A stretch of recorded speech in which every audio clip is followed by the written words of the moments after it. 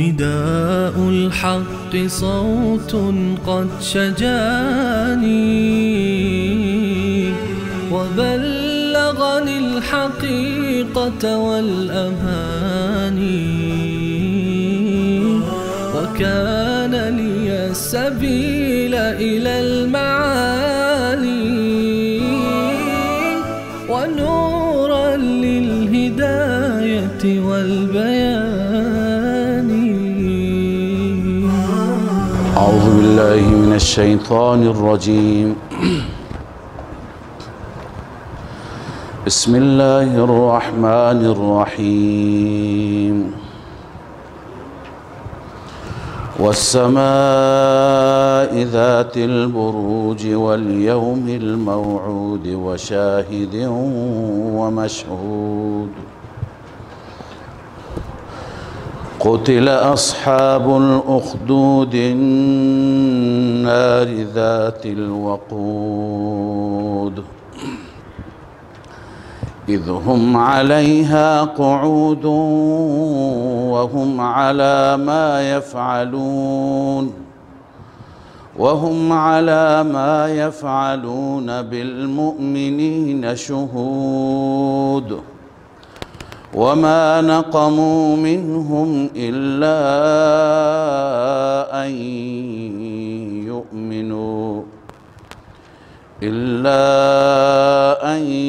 يؤمنوا بالله العزيز الحميد الذي له ملك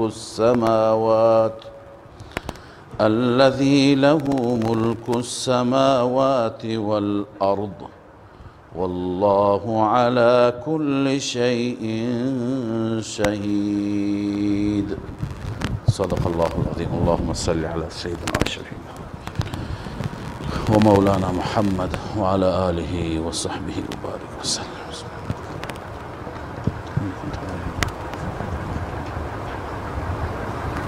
سوره مبارکه بروج هست و مطالبی که در این سوره بیان میشه مثل سوره های گذشته در رابطه با قیامت هست و اثبات قیامت. البته در این سوره شواهدی الله عزوجل بر اثبات قیامت بیان می‌فرمایند. چند چیز را الله تعالی شاهد می‌گیرد، به اونها سوگند یاد می‌کند که اینها شواهد قیامت هستند.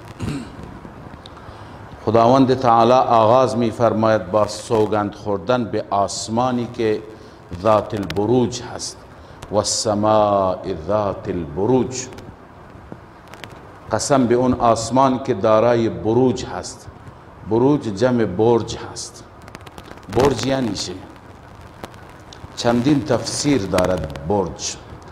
بعضی میگویند که مراد از بروج ستاره ها و سیاره هایی هستند که اینها در حال جریان هستند، همیشه جاری هستند و همیشه سیارند. برج نام اونها و به اونها گفته میشه این سیاره ها در آسمان ها هستند. بعضی معتقدند که بروج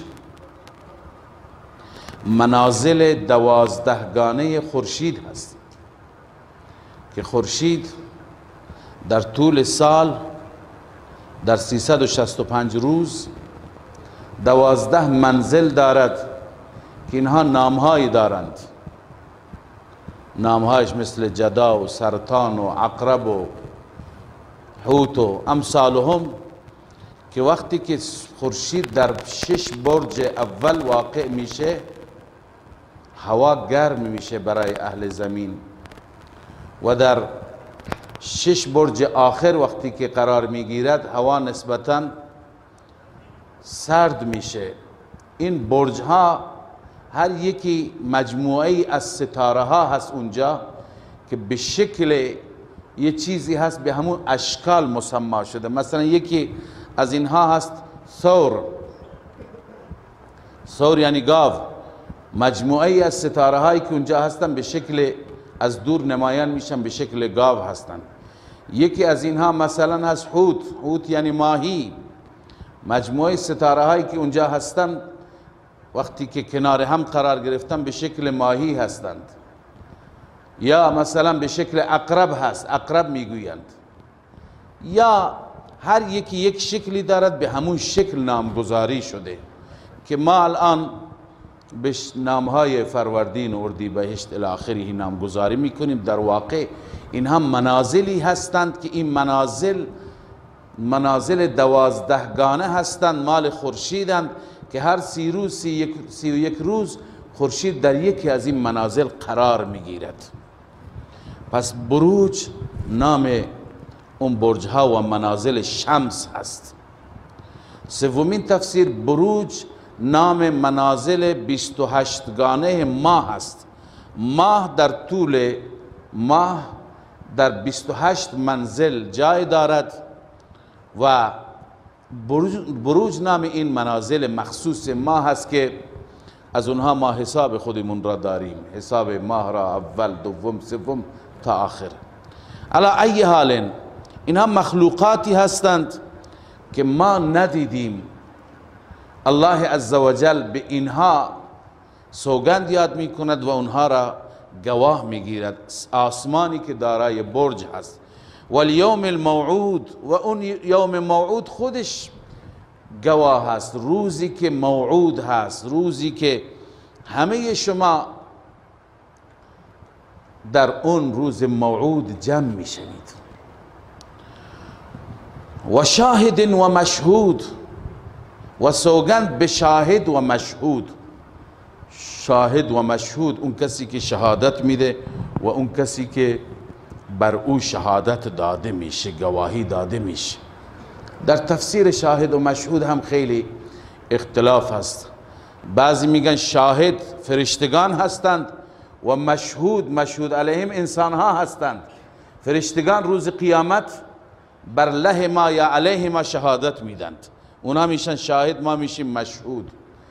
بعضی میگن شاهد این ظالمینی که در این سوره اشاره به یک داستانی هست که ظالمین ظلم کردند و بر ظلم خودشون شاهد هستند بر مظلومین.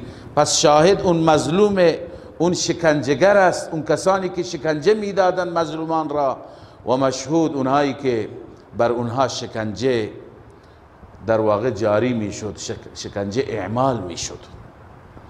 و بعضی میگن شاهد روز جمعه هست. اینا 2 روز مبارک هستند. روز جمعه است که هر جا شاهد میشه، تو شهرها، تو روستاها، هر جا شما باشید جمعه اونجا میاد. اما مشهود روز عرفات است که خودش نمیاد، شما باید اونجا برید و شما اونجا حاضر میشید، اون مشهود است، روز عرفات است. علی ای حال تفسیرها مختلف است. الله عزوجل به این 4 چیز سوگند یاد کرده، اینها را شاهد گرفته. یکی والسماء ذات البروج، آسمانی که دارای برج هاست، و یکی اون روز موعود، روز قیامت، و یکی به شاهد، و چهارم به مشهود که تفسیرش را متفاوت عرض کردم. جواب سوگند محذوف است. علما از سوره های دیگر استنباط کردند ان بطش ربک لشدید، یعنی همه اینها شاهدند، سوگند به همه اینها گواه هستند که مؤاخذه پروردگار و گرفت پروردگار که روز قیامت مجرمین را میگیرد بسیار شدید است، بسیار سخت است. باید همه انسان ها به فکر اون روز باشند. قتل اصحاب الاخدود. الله عزوجل مطلبی را که این متعلق به همون شاهد و مشهود هست، گروه شاهد بودند و گروه مشهود، بیان میفرماید. الله میفرماید که اصحاب الاخدود بر اونها لعنت باد، نفرین بر اصحاب اخدود. اخدود اونهایی که خندق ها را حفر کرد، اصحاب اخدود اونها هستند، اونهایی که خندق ها را حفر کردند، اونهایی که چاله ها را زدند و در چاله ها آتش افروختند و مسلمانان را در اون آتش ها سوزاندند، شکنجه دادند. الله عزوجل بر اون ظالم ها، بر اون ستمگرها نفرین میفرستد. این اشاره به جریانی دارد، اما این جریان کی اتفاق افتاد، کجا اتفاق افتاد، باز هم مفسرین اختلاف دارند.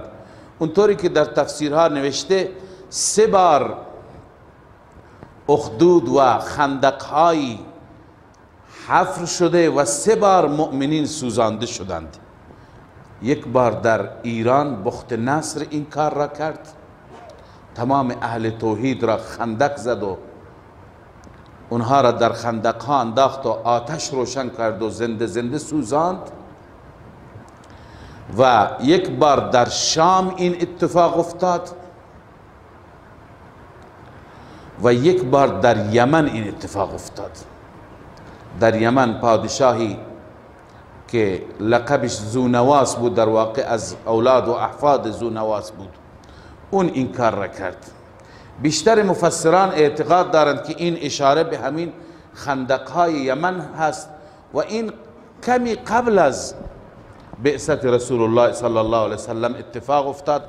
حتی در زمان رسول الله صلی الله علیه وسلم افرادی که اون صحنه را شاهد بودند و دیده بودند یا در اون زمان بودند و حیات داشتند در زمان رسول الله، اون افراد حتی بودند. اصل داستان این بود که پادشاهی بود، این پادشاه بت پرست بود و این پادشاه، البته این از اولاد اون تبع حمیری هست که قرآن مجید از تبع یاد فرموده و رسول اکرم صلی الله علیه وسلم فرمود تبع را بد و بیراه نگویید چون تبع به من ایمان آورد. تبع یا شاه زونواس یکی از پادشاهان یمن بود که در زمان خودش این کشورگشایی زیاد داشت، بسیاری از بلاد را فتح کرد و حتی به سرزمین حجاز و سرزمین مکه و مدینه آمد.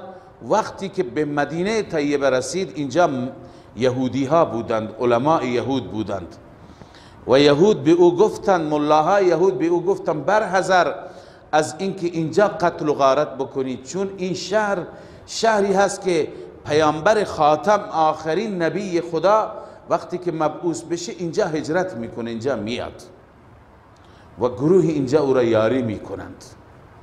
وقتی که علماء یهود به او این را گفتند، این متأثر شد، این پادشاه زونواس متأثر شد. تبع حمیری و قوم تبع الله در قرآن ذکر کرده، گرچه قومش بعدا تمرد کرد و به عذاب خدا گرفتار شد. او ایمان آورد، همون زمان به اولادش توصیه کرد، گفت من به این نبی خاتم ایمان دارم و اگر در زمان من آمد من میرم به دستش بیعت میکنم، ولی اگر بعد از من آمد شما برید بیعت کنید و به او ایمان بیاورید. این پادشاه مرد، ولی بعد اولادش و نسلش متاسفانه نسل خوبی نبودند، فساد کردند، شرک کردند، بت پرست بودند. یکی از اولاد همین پادشاه بود، همین تبع حمیری که خودش از صالحان بود. در این زمان قبل از بعثت رسول اکرم صلی الله علیه و سلم که این جادوگری داشت و جادوگر همیشه برای پادشاه جادوگری میکرد و وقت پادشاه دیگه با اون سرگرم بود، تا اینکه سالها گذشت و این جادوگر پیر شد و این جادوگر به پادشاه گفت که یک جوان زرنگی زیرکی کسی را بفرست که من بهش آموزش بدم، بهش یاد بدم این فن را که فردا من میرم و میروم به دردت بخوره. پادشاه در میان بچه ها، نوجوان ها بررسی کرد، دستور داد بررسی بکنن. یه بچه بسیار ذکی، باهوش، زرنگ، اون بچه را انتخاب کردن. بعضی گفتن اسمش عبدالله ابن تامر بود. اینا عرب بودند و باشندگان یمن بودند. یمن در همون زمان رسول الله صلی الله علیه وسلم یمنی ها عرب بودند. لذا این بچه را روزانه میرفت پیش جادوگر و فن جادو را آموزش میگرفت. اما از قضا در راه با یک راهب، با یک درویش موحد که بر دین عیسی مسیح علیه السلام بود، با او برخورد کرد و اون راهب او را به سوی توحید و به سوی یکتاپرستی دعوت کرد و گفت این راه نجات این راه است. از اونجا که این بچه بسیار زرنگ بود، زود گرفت اون چیزی که اون راهب میگفت و شیفته این راهب شد. هر روز میرفت حتما به راهب سر میزد، هم در رفتن و هم در برگشتن.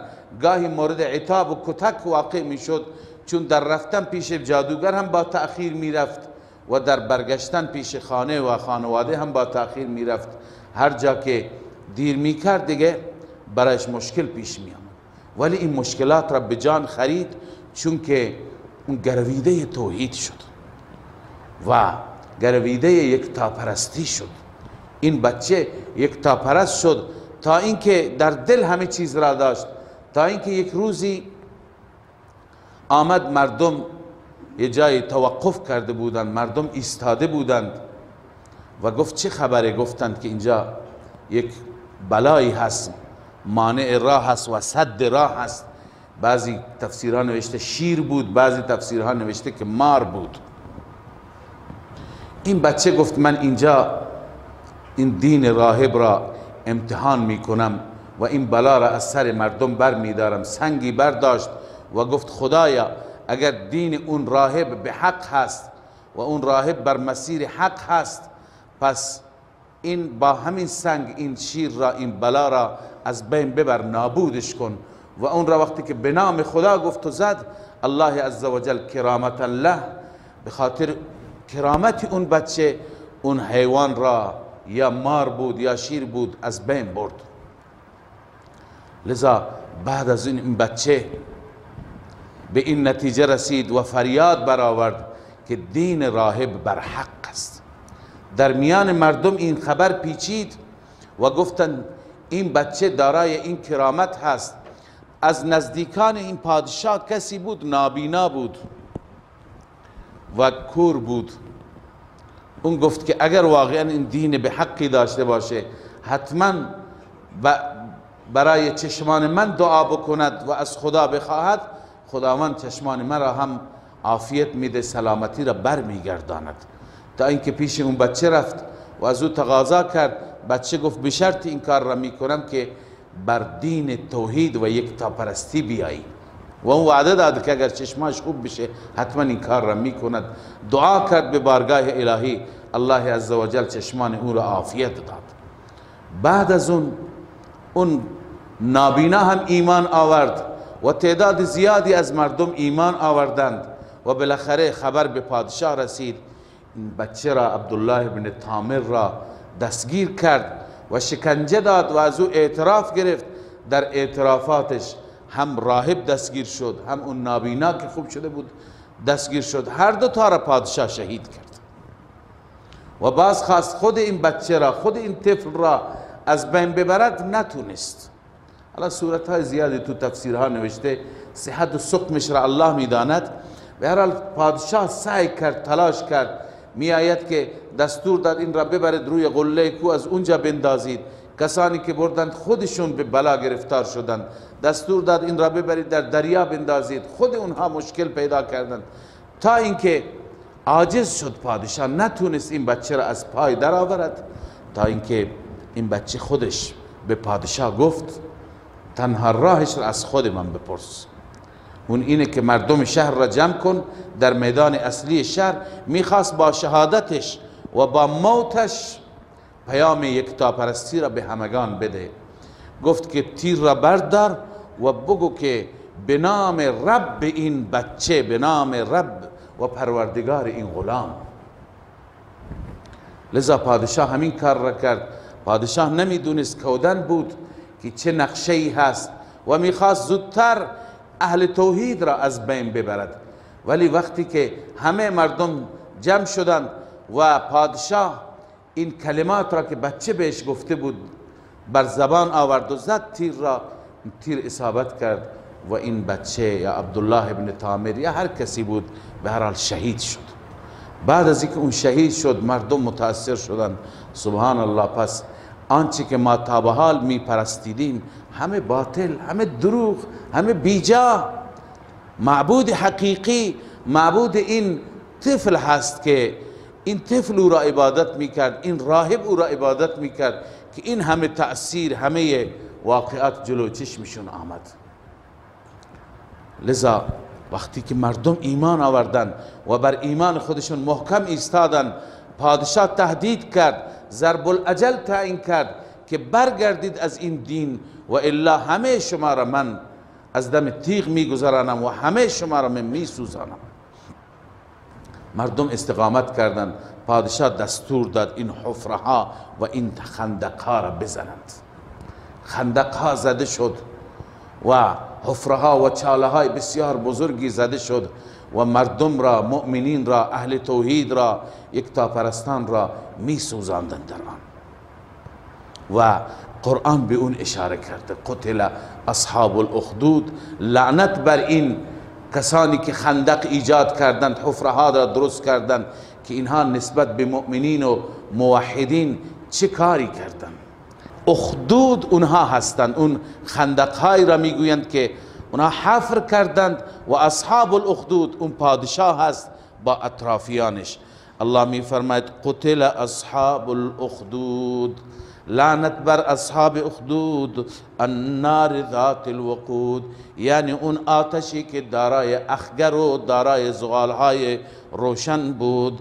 اذ هم علیها قعود، زمانی که آنها بر آن آتش نشسته بودند، و هم علی ما یفعلون بالمؤمنین شهود، اونها آنچه که نسبت به مؤمنین انجام میدادند، ظلم و ستمی که انجام میدادند، شهود، شاهد بودند. پس شاهد بر اساس یک تفسیر اینها هستند و مشهود علیهم مؤمنین هستند. الله اینها را هم گواه میگیرد، چون اینها به کیفر سختشون به عذاب خدا بعد گرفتار شدند. الله عزوجل اینها را مؤاخذه کرد، لذا از اینها شاهد میگیرد که اینها شاهد هستند که ان بطش ربک لشدید، عذاب پروردگار و گرفت پروردگار سخت است. و از این آیات هم ما میفهمیم که واقعا کسانی که اگر بخواهند بر مسیر حق و بر مسیر دین و صراط مستقیم باشند، حتما برایشون مشکلات هست. لذا اگر مشکلات آمد، نسأل الله العافیه، از الله عافیت میخواهیم و بخواهیم همیشه که خداوند مشکل نیاره برای ما، خداوند به ابتلاعات گرفتارمون نکنه. اما اگر مشکلات آمد، اینها الگو هستند، اینها نمونه هستند که باید ما تا آخرین لحظات استقامت بکنیم بر دین حق، بر مسیر ایمان، بر مسیر توحید. خود رسول اکرم صلی الله علیه وسلم با اصحاب چه کشیدند؟ زندگی 13 ساله مکه و بعد زندگی مدینه طیبه، هر روز جنگ های تحمیلی، هر روز فشار، هر روز عرض کنم احزاب و گروه های مختلف. الله داره میگه که برای اهل ایمان و اهل حق شاید دنیا جای خوشی نباشد، جای راحت نباشد. و هم علی ما یفعلون بالمؤمنین شهود، آنان آنچه که میکردند انجام میدادند نسبت به مؤمنین شاهد بودند. و ما نقموا منهم الا ان یؤمنوا بالله العزیز الحمید، اونها از اونها چیزی را ناپسند ندانستند، اکراه ندانستند، چیزی دیگر را، چیزی دیگر، عیبی دیگر در اونها ندیدند. الا ان یؤمنوا، نقمشان، عیبشان، ایرادشان ایمان بود. الا ان یؤمنوا بالله العزیز الحمید، مگر ایمان داشتن به الله، آن اللهی که عزیز است، غالب است، و آن اللهی که ستوده شده است. جرم اون افراد که در آتش انداخته شدند همین ایمان بود. امروز هم شما میبینید بسیاری از مردم هستند که دیگه جرمی ندارن الا ان یؤمنوا بالله العزیز الحمید. جنایاتی که در بوسنی انجام گرفت، خب مسلمانان خودشون اروپایی بودند، از همون نسل بودند. جنایاتی که در برمه انجام میگیرد، برما، از کنم که اونها هم وطنشون هستند اما جرمشون فقط ایمان به الله هست، ایمان به خدای عزوجل است. یا در گوشه های دیگر دنیا هر کسی که هم مسلک و هم کیششون باشه ولی اینکه مواطنشون هم نباشه برایشون عزیز است، برای اهل کفر اهل شرک. اما هر کسی که بر ایمان و بر توحید و بر مسیر حق باشد ولو اینکه هموطنانشون باشند دوستشون ندارند، نسبت به اونها تنفر دارند. لذا این شیوه کفار است. و ما نقموا منهم، عیب و ایرادی دیگه از اونها نگرفتند و چیزی دیگر را از اونها ناپسند نداشتند الا ان یؤمنوا بالله العزیز الحمید. صفات عزیز حمید، الذي له ملك السماوات والارض، این بیان توحید است و نسبت به ما قبل ترقی. آن اللهی که برای اوست تمام تصرفات، اختیارات، مدیریت کل، اداره جهان به دست او هست، به دست کسی دیگه نیست. او هست که زنده می کند، می میراند، باران میده، قحط می کند، می آورد، مریضی میده، شفا میده، تجارت را رونق میده، کسادش میکنه، ورشکستگی میاره، همه او هست.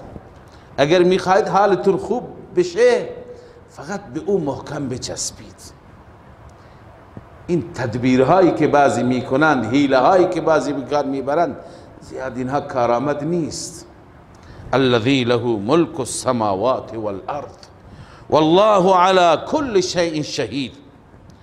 قبلا خدمت شما عرض کردم چند بار، شاید 10 بار، اینجا هم تکرار میکنم که تا این مسئله به ذهن خوب بنشیند که برای یک معبود به حق 2 صفت لازمه.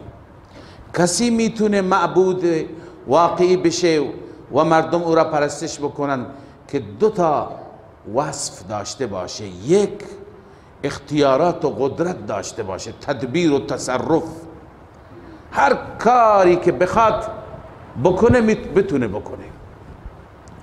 دوم، علمش کامل باشه، از احوال تمام کسانی که او را فریاد میزنن، از او استمداد میکنن، از احوال اونها با خبر باشد. این 2 صفت فقط مال الله هستند.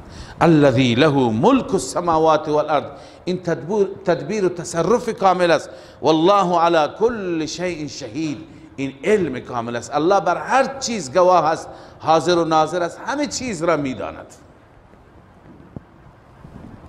لذا بعد از اینکه الله عزوجل وصف عزیز و حمید را بیان فرمود، ادامه اون ماجرا، اونهایی که مؤمنین را در اون آتش سوزاندند، مؤمنین را شکنجه دادند و مؤمنین را شهید کردند، سرنوشت اونها چی خواهد بود؟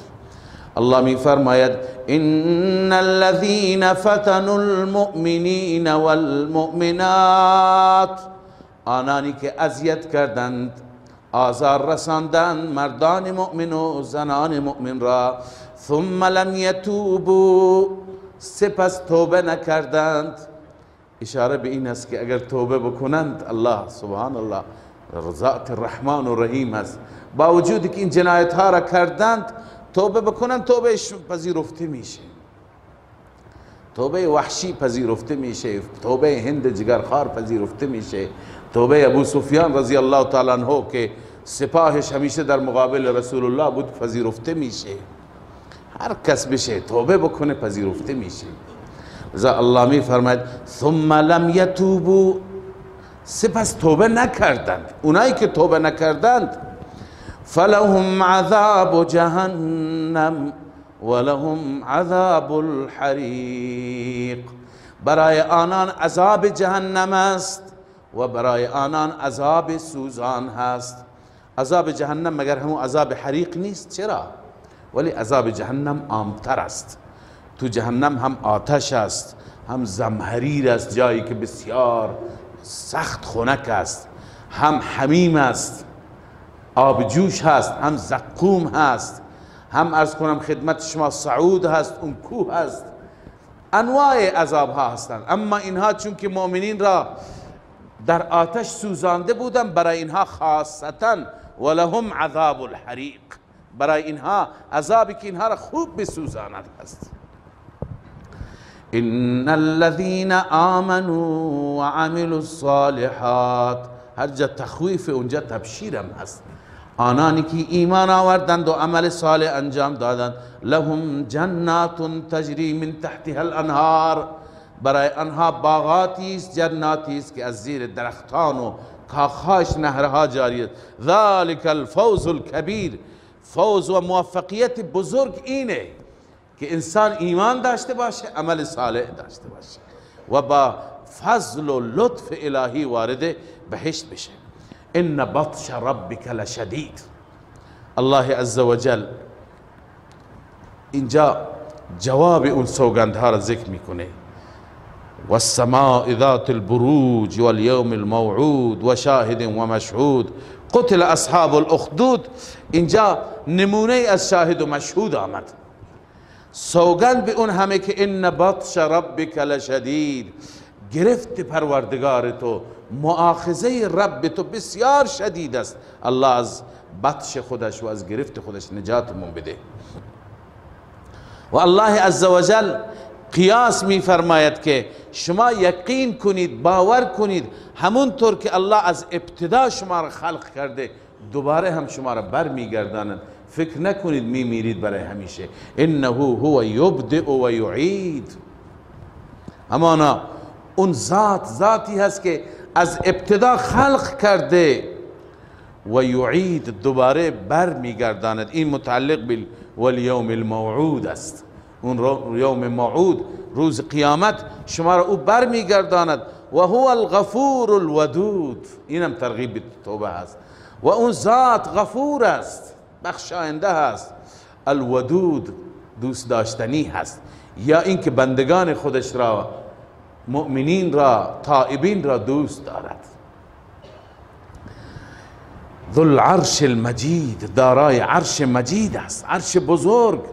این صفات جلال هست. من قبلا خدمت شما عرض کردم که عرش، حضرت شیخ رحمه الله می فرماید، شیخ حسین علی، که هر جا عرش می آید از سیاق و سباق معلوم میشه که این اشاره به پادشاهی و به ملک و به تصرف و به اختیارات مطلق الله عز و جل است. اینجا از سیاق هم معلوم میشه فعال لما یرید، هر چی که اراده بکند اون انجام میده، اون انجام میده، انجام دهنده هر چی که بخواهد. هل اتاک حدیث الجنود، اینجا الله عز و جل نمونه از تکذیب ذکر می فرماید. نمونه اینم متعلق به شاهد و مشهود است. الله می فرماید از حدیث جنود خبر داری؟ پیش شما اخبار اونها آمد؟ این استفهام را میگن استفهام تشویق. الله عز و جل تشویق می فرماید. حدیث الجنود، لشکریان. کدوم لشکریان؟ فرعون و ثمود، لشکریان فرعون و ثمود، قوم ثمود و قوم فرعون. الله می فرماید که میدونی که عاقبتشون چی شد؟ مسلمه. بل الذین کفروا فی تکذیب، بلکه کسانی که کفر کردند عمدن، اونها در تکذیب بودند، یعنی انبیا را، رسول را، توحید را، معاد را تکذیب کردند. اونا که تکذیب کردند والله من ورائهم محیط، خداوند از پشت سر همه اعمال اونها را احاطه کرده، یعنی همه ثبت و ضبط همه اعمال اونها در نامه اعمالشون گذاشته شده و به کیفر اعمالشان میرسند. بل هو قرآن مجید فی لوح محفوظ. این متعلق به بل الذین کفروا فی تکذیب است که همان گونه که فرعونیان تکذیب کردند شما ای قریش مکه تکذیب میکنید، در حالی که این قرآن مجید هست، این قرآنی هست که قرائت شده و بسیار جایگاه والا و بلندی دارد، فی لوح محفوظ، جایگاهش در لوح محفوظ از اونجا آمده. نباید این را تکذیب بکنید، باید به این ایمان بیاورید و به اون چی که دستور میده عمل بکنید. این سوره مبارکه بروج بود. در این سوره بروج شواهدی بود بر ثبوت قیامت و همچنین تخویف دنیوی و اخروی شما خواندید، هم ذکر بهشت بود هم ذکر جهنم بود. حال در سوره طارق همین موضوع هست، فمهل الکافرین امهلهم رویدا.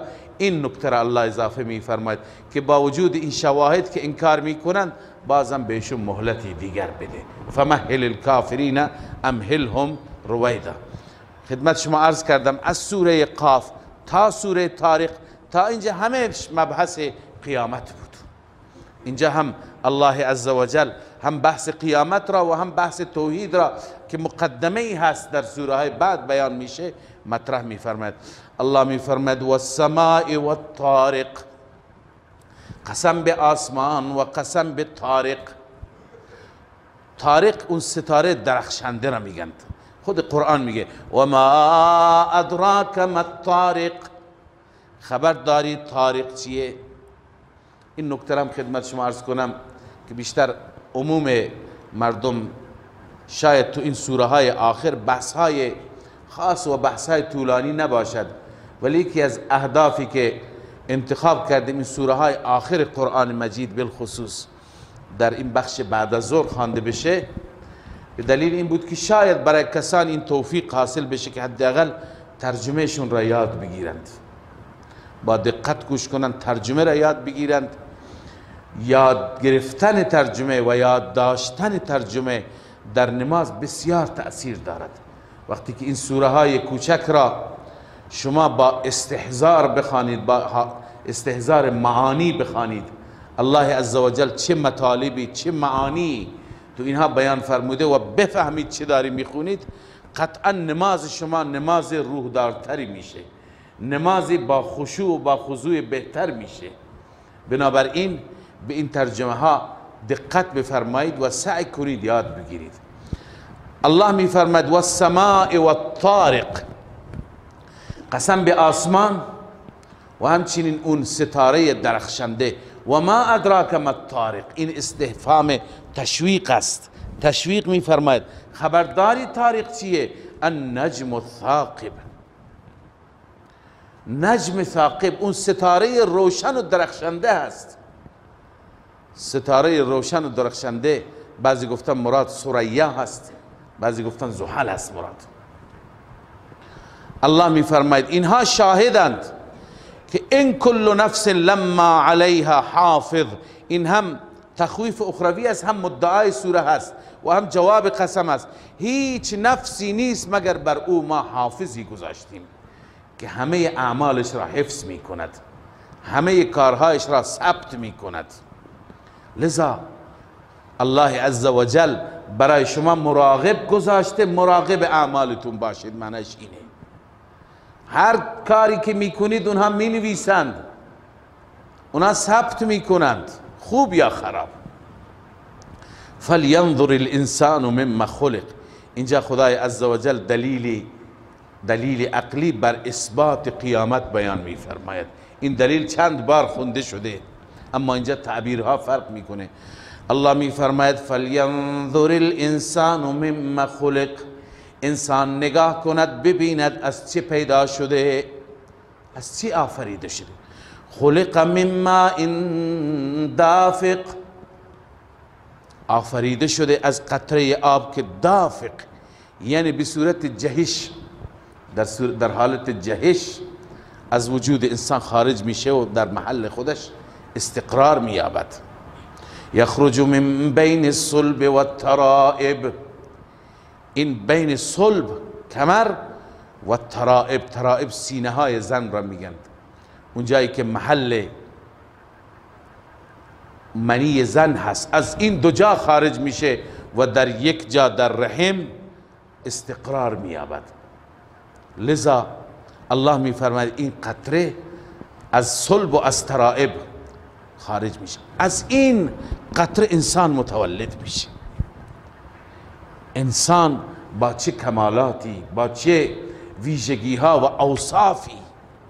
پس همانطوری که این خدای قادر و مقتدر از این قطره انسان را خلق می کند، انه علی رجعه لقادر، اون الله بر بازگشت و برگرداندن این انسان از بعد از موت از قبر دوباره قادر است. تو این شک نکن، به اون قیاس کن. اونجا چطور الله میتواند، اینجا هم میتواند.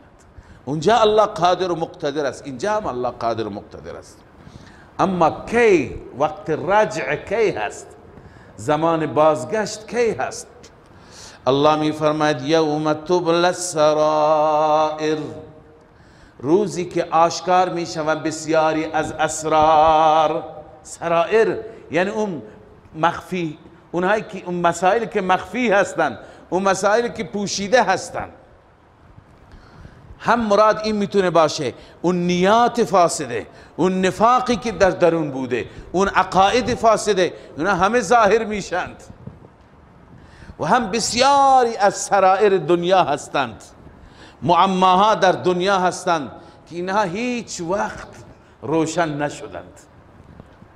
بسیاری از جنایت ها در دنیا انجام میگیرد. بسیاری از انسان های پاک، شریف، عالم ربانی، درویش، اینا به صورت مرموزی از پای در آورده میشوند، شهید میشوند.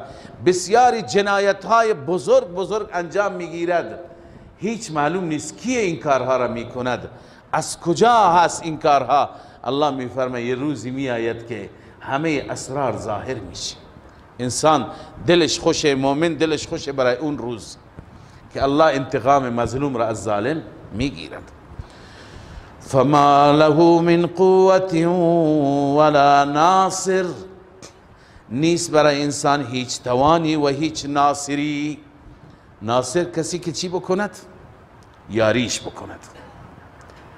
نفی شفاعت قهری، بغیر از الله هیچ کسی نیست. والسماء ذات الرجع والارض ذات الصدع، اینجا خدای عزوجل سوگند یاد میکنه به آسمان، اما ضمن اینکه این سوگندی هست و شاهد و مشهودی هست، دلیل دیگری بر اثبات قیامت است.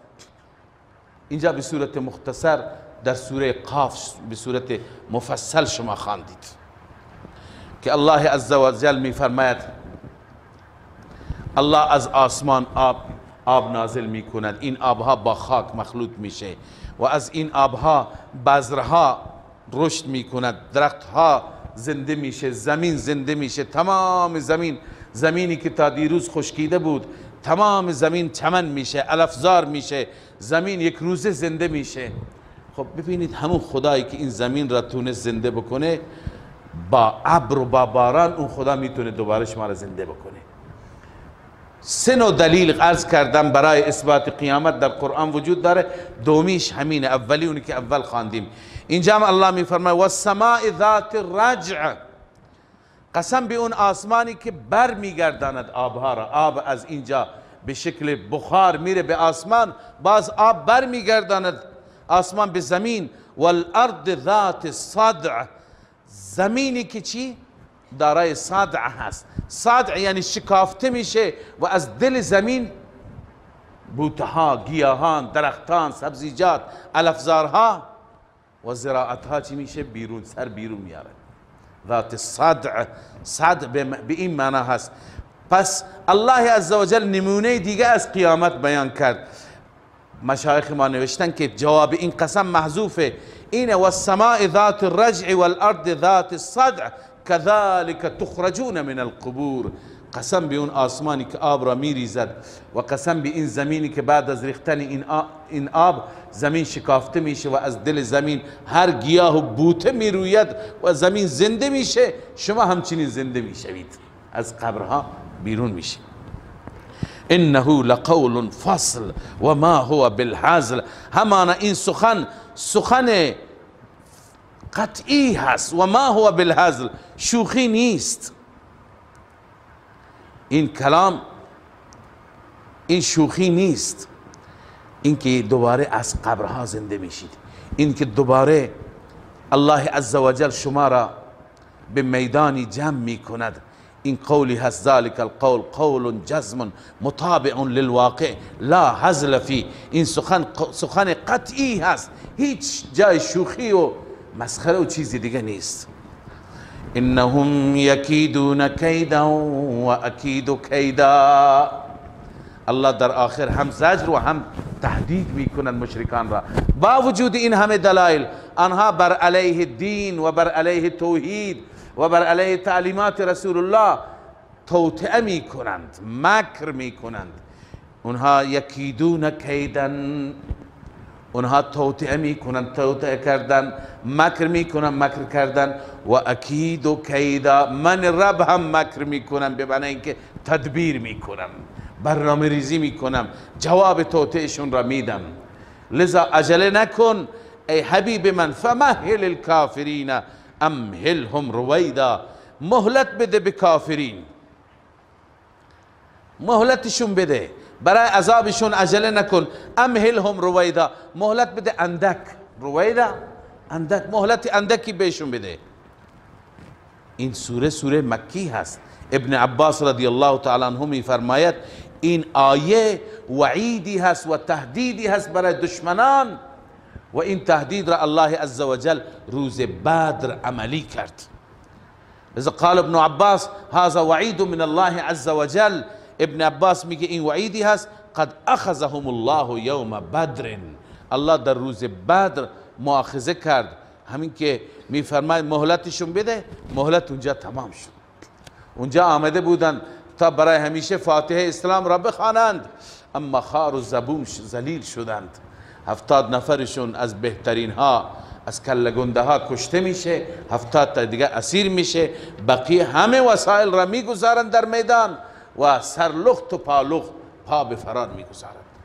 لذا این بود مهلتی که الله عزوجل مهلت را در بدر به پایان رساند. بسم الله الرحمن الرحیم. سبح اسم ربک الاعلی.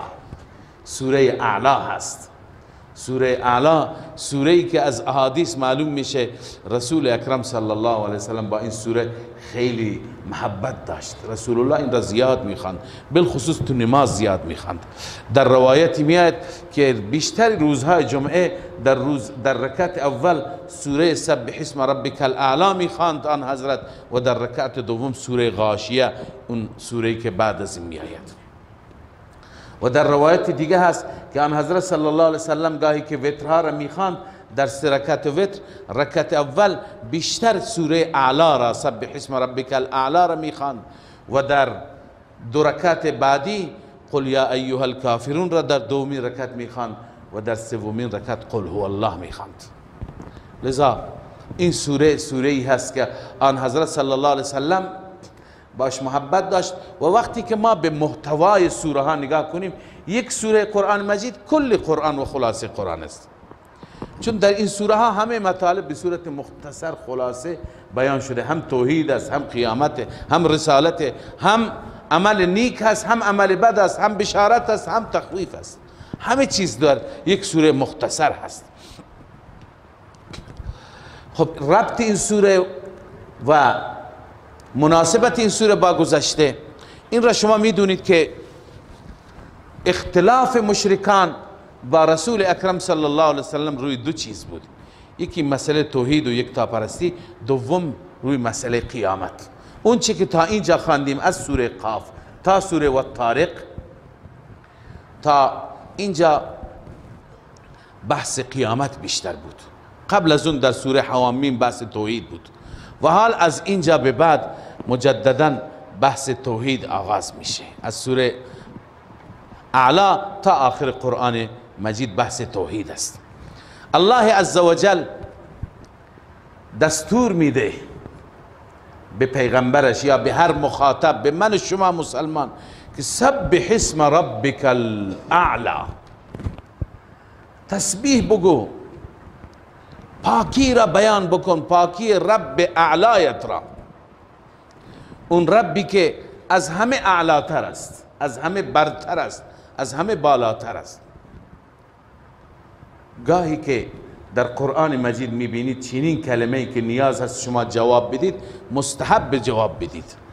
در تفسیر سوره رحمان عرض کردم که وقتی که رسول الله صلی الله علیه وسلم سوره رحمان را خواندند و این آیه بار بار تکرار میشد، خدا سوال میکنه فبأی آلاء ربکما تکذبان، ای جماعت جنات و انسان ها کدوم نعمت های ربتون را تکذیب میکنید؟ صحابه ساکت ماندند. رسول الله فرمود از شما جنات بهتر کردند، بهتر عمل کردند. اونها وقتی که این آیه خوانده شد جواب دادن لا بشیء من نعمک ربنا نکذب فلک الحمد، پروردگار هیچ نعمتت را تکذیب نمی کنیم، فلک الحمد. لذا معنی این حدیث اینه که وقتی که خدای عزوجل یا دستور میده یا سوالی میکنه، اگر جواب پیشت هست جواب بده. پس وقتی گفته میشه فبأی آلاء ربکما تکذبان، کدوم نعمت های ربتون را تکذیب میکنید، بگیم لا بشیء من نعمک ربنا نکذب، پروردگار هیچ نعمتت را تکذیب نمی کنم، همه را قبول دارم. به زبان خودت بگو، به زبان عربی بگو. یا مثلا وقتی که الله می فرماید الیس الله باحکم الحاکمین در سوره والتین، آیا الله احکم الحاکمین نیست؟ مستحب اینه ما جواب بدیم بلا و انا علی ذلك من الشاهدین، منم گواهم که الله عزوجل احکم الحاکمین است. یا الله وقتی می فرماید الیس ذلك بقادر علی ان یحیی الموتى، خدا قادر نیست که مرده ها را زنده بکنه؟ از من و تو سوال میکنه، مستحب بس من و تو بگیم بلا انه قادر علی ان یحیی الموتى. اینجا هم همچنین الله وقتی میفرماید سبح اسم ربک الاعلی، ای مسلمان ای مومن تسبیح رب اعلایت را بگو. مستحب بس همه ما زمزمه بکنیم سبحان ربی الاعلی، سبحان ربی الاعلی، رب اعلی من پاک است، چون خدا به ما گفته سبح اسم ربک الاعلی، تسبیح بگو. سبح این توحید است، به معنی پاکی، پاکی رب را از هر عیب، از هر شریک، از زن، از فرزند، دختر، پسر، از هر چی پاکی ربت را اعلام کن و به زبان بیار که رب من پاک است. نام رب اعلایت، اون ربی که ببین این مدعا هست، ربی الاعلا یا ربک الاعلا مدعا هست. الان دلائلش الذی خلق فسوا، الله آن ذاتی است که هر چیز را آفرید، خلق کل شیء، فسوا برابرش کرد اونطوری که نیاز به برابری داشت. والذی قدر فهدا، الله آن ذاتی است که هر چیزی را قدر، برای هر چی اندازه ای تعیین کرد، نهایتی تعیین کرد، هر چیزی را اول و آخری برایش تعیین کرد. فهدا باز راهنمایی کرد، یعنی هر چیز را بعد از پیدا کردن راهنمایی کرد. دیدید خدا چطور ما را راهنمایی میکند؟ مفسرین گفتن معنیش اینه که بعد از پیدا کردن رزق و روزی هر یکی را مقدر کرد و راه روزی را هم بهش نشان داد. والذی قدر خلق، اول خلق ما را پیدا کرد، بعدا قدر رزق و روزی ما را چی کرد؟ مهیا کرد. فهدا باز ما را راهنمایی کرد. تو میخوای به روزیت برسی، تو برو رانندگی کن، تو برو مغازه برای خودت درست کن، تو برو فلان تولیدات، تو برو درس بخوان. هر یکی را روزی که برایش مقدر است الله به همون سمت و سو چی میکنه؟ هدا راهنمایی میکنه، انسان میره. و بعض همه انسان ها، تنها بحث انسان نیست، همه مخلوقات، بزغاله وقتی که از مادرش میفته مستقیم نگاه میکنه پستانهایش، اینو کی راهنمایی کرد؟ از کجا میدونه اونجا باید بره و غذایش اونجاست؟ جوجه تازه از تخم میاد بیرون، فورا نوکش را میزنه به زمین، اینو کی راهنمایی میکنه؟ هر یکی را الله راهنمایی میکنه که رزقت کجاست، برو همونجا. از الله عزوجل جوجه ها را راهنمایی میکنه، مورچه ها را راهنمایی میکنه، ماهی ها را میکنه. عرض کنم که شتر بچه و بزغاله و بره و همه را راهنمایی میکنه. به من شما را راهنمایی نمیکنه؟ به من شما رزق نمیده؟ چرا بعضی دست پاچه هستند؟ لذا الله عزوجل میفرماید الله برای هر یکی مقدر کرد، والذی قدر رزق روزیش را فهدا، بعدا راه را هم بهش نشان داد که از کجا برو رزق روزیت را حاصل کن. والذی اخرج المرعى، الله آن ذاتی است که چراگاه را، مرعا چراگاه را بیرون کرد، یعنی چراگاه را درست کرد برای حیوانات شما. فجعله غثاء احوا، اون را الله عزوجل قرار داد خشک و سیاه. معنیش اینه که الله عزوجل تمام احوال را، تمام شرایط را الله است که به وجود می آورد. هم سرسبزی و شادابی او می آورد، هم نقص و ایراد و اشکالی که باشد هم به او به وجود می آورد، به دست او هست. سنقرئک فلا تنسى. الله عزوجل انعاماتی برای پیغمبر خودش بیان می فرماید. ما برایت می خوانیم، سنقرئک، ای پیغمبر ما می خوانیم برایت این کلام را، فلا تنسى، تو فراموش نمی کنی الا ما شاء الله، مگر اون چی که خدا بخواد. یعنی چه؟ آیاتی که خدای عزوجل خودش منسوخ بفرماید اونها مراد هستند. انه یعلم الجهر و ما یخفى، اون مدعای اول بود که همه چیز به دست الله است. همین الان عرض کردم که برای الوهیت دو چیز لازمه، یکی تصرف و قدرت مطلق، یکی علم کامل. قدرت کامل، علم کامل. از اینجا تا الذي خلق فسوى قدرت کامل بود، خلق فسوى والذي قدر فهدى والذي اخرج المرعى. الله همه چیز را آفریده، رزق را، روزی را، هدایت انسان به انسان راهنمایی کرده، این قدرت است. و بعد انه یعلم الجهر و ما یخفى، این علم است. الله میداند هم علنی را و ما یخفى، اونی که مخفی میشه، هم جهر را، ظاهر را، علنی را، عیان را، و همچنین و ما یخفى، نهان را. همه چیز را الله میداند. و نیسرک للیسرا، ما ای پیامبر هموار میکنیم برای شما راه کمال را، راه رسیدن به الله را. لذا شما، برای شما که هموار میکنیم معنیش نشان میدیم. فذکر ان نفعت الذکرى، شما پند بده اگر پند فایده ای دارد. ببین بیشتر مفسران بر این هستند که این شرطیه هست، یعنی اگر پند فایده ای دارد. بعضی میگن این به معنی اذا هست. الان یک سوالی هست که آیا اگر پندی ما جای تبلیغ بکنیم فایده ای داشت، تبلیغ بکنیم، اگر فایده نداشت چیکار بکنیم؟ آیا مفهوم مخالف اعتبار داره؟ اگر کسی میدونه که من اینجا صحبت بکنم بی فایده هست، آیا وقتی که میدونه که فایده ندارم، این جوانها به حرف من گوش نمی کنن، آیا چنین جای دعوت بده یا نده؟ چون از مفهوم مخالف این آیه این برمیاد که فذکر ان نفعت الذکرى، اگر پند فایده میده خب پند بده. مخالفش، ضدش، عکسش چیه؟ یعنی اگر پند فایده نمیده دیگه پند نده. به این خاطر مفسرین نوشتن فیه تفصیل، اینجا این بحث تفصیل دارد. تفصیلش اینه که المدعو الى ثلاثه اقسام، کسی که شما او را دعوت میدهید از سه حال خالی نیست. مقطوع بنفعه، یکی اون هست که شما یقین دارید که من این را پند میدم این فایده حاصل میکنه، قطعا نفع میبره از فایده من، از پند من، اینجا باید پند بدی.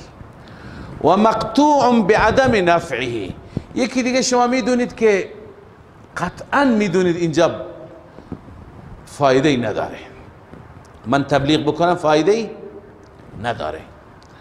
و سوم و محتمل، احتمالش هست از حرفهای شما متاثر بشه بیاد نماز بخونه، یا نه احتمالش هست هیچ فایده‌ای داشته نباشه.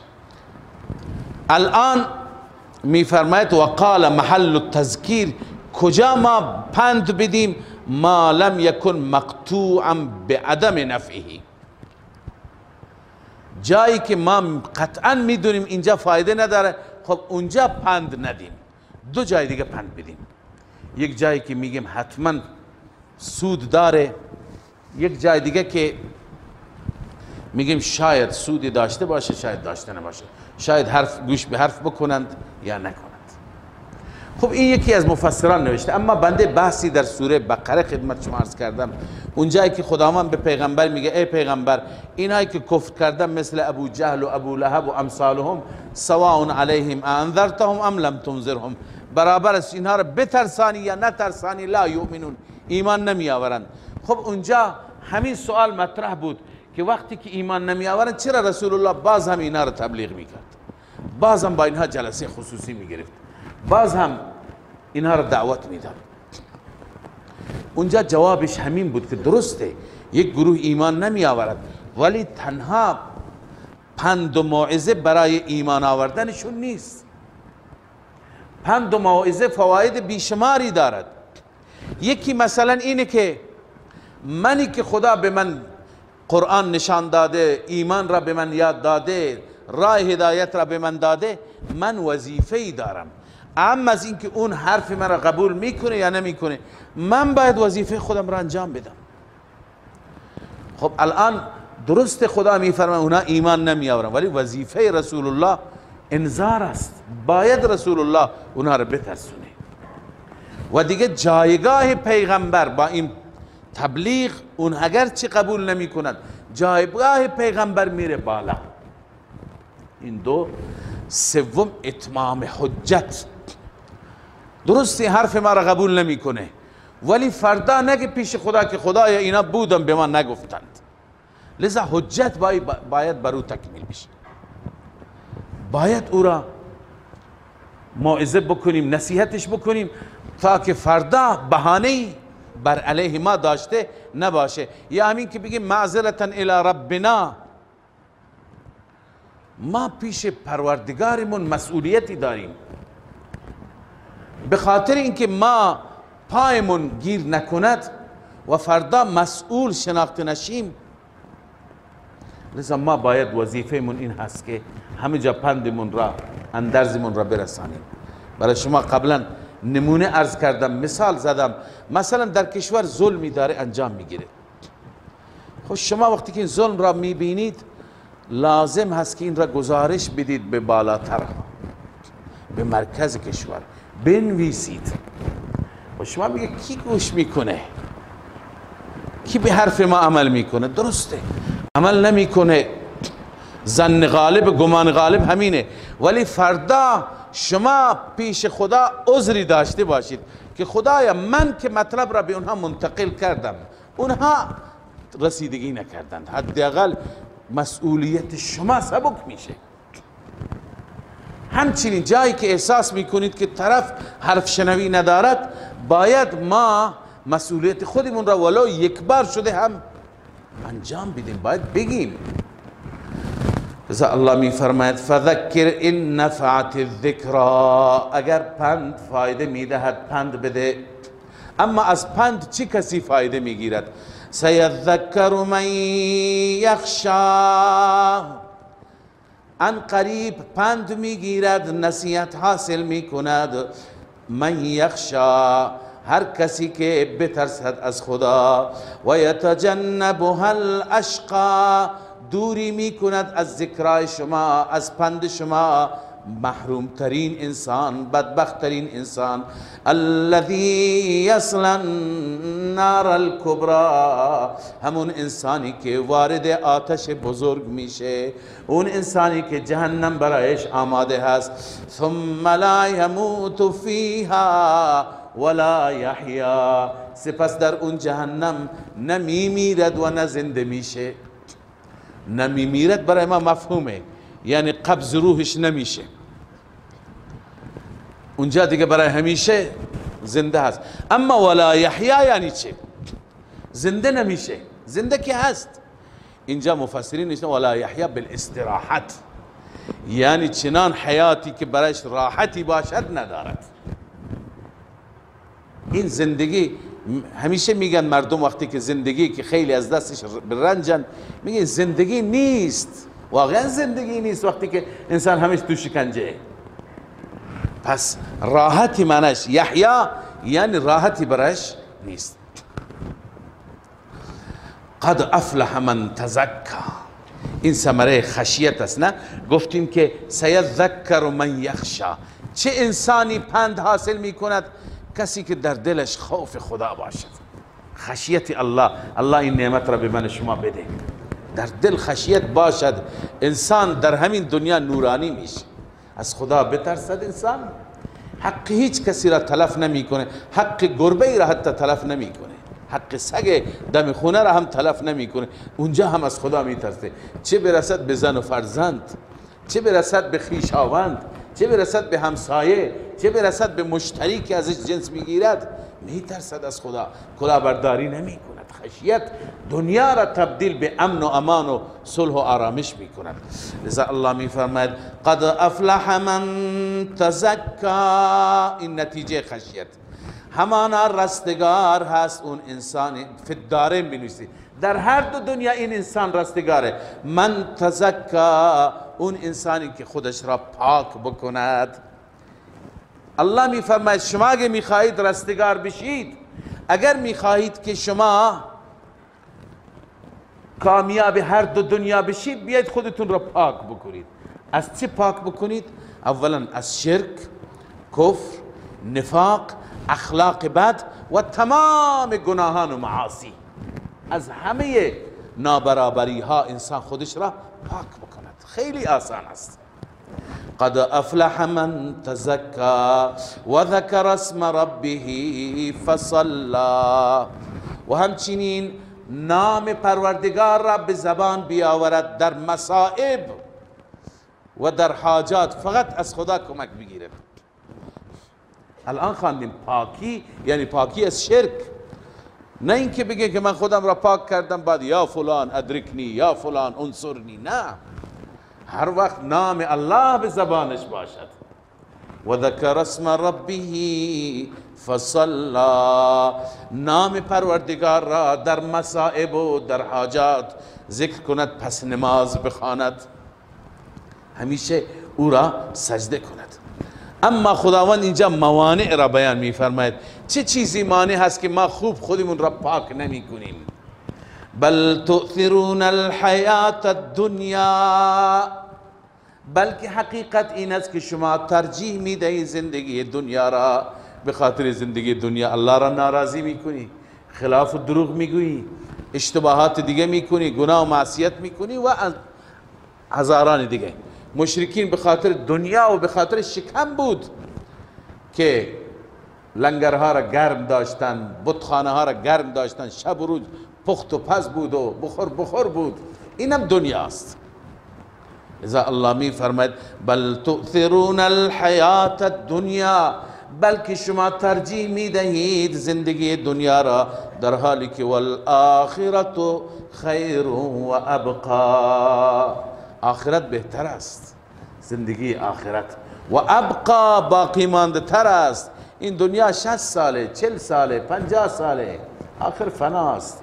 اما اون برای همیشه ابدالآباد باقی میماند. ان هذا لفی الصحف الاولى، اینجا خداوند این مطلبی که بیان فرمود هم توحید بود هم تزهید من الدنیا. در این هر دو مطلب الله استدلال میگیرد از صحیفه های گذشته، در تعلیمات پیامبران گذشته بوده. ان هذا لفی الصحف الاولى، این مطلب یعنی مسئله توحید چنانچه اینجا ذکر است و تزهید من الدنیا چنانچه اینجا ذکر است، در صحیفه های پیشینیان بوده، یعنی صحیفه های ابراهیم و موسی، در کتابچه هایی که خداوند به اونها داده، در اونجا هم این مطالب بوده. صدق الله مولانا العظیم.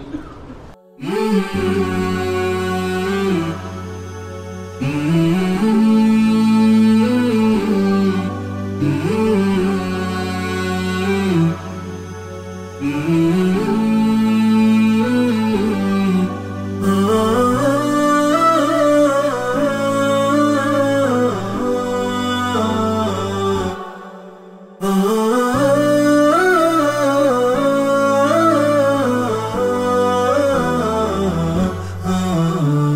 نداء الحق صوت قد شجاني وبلغني الحقيقة والأماني وكان لي السبيل إلى المعالي ونورا للهداية والبيان.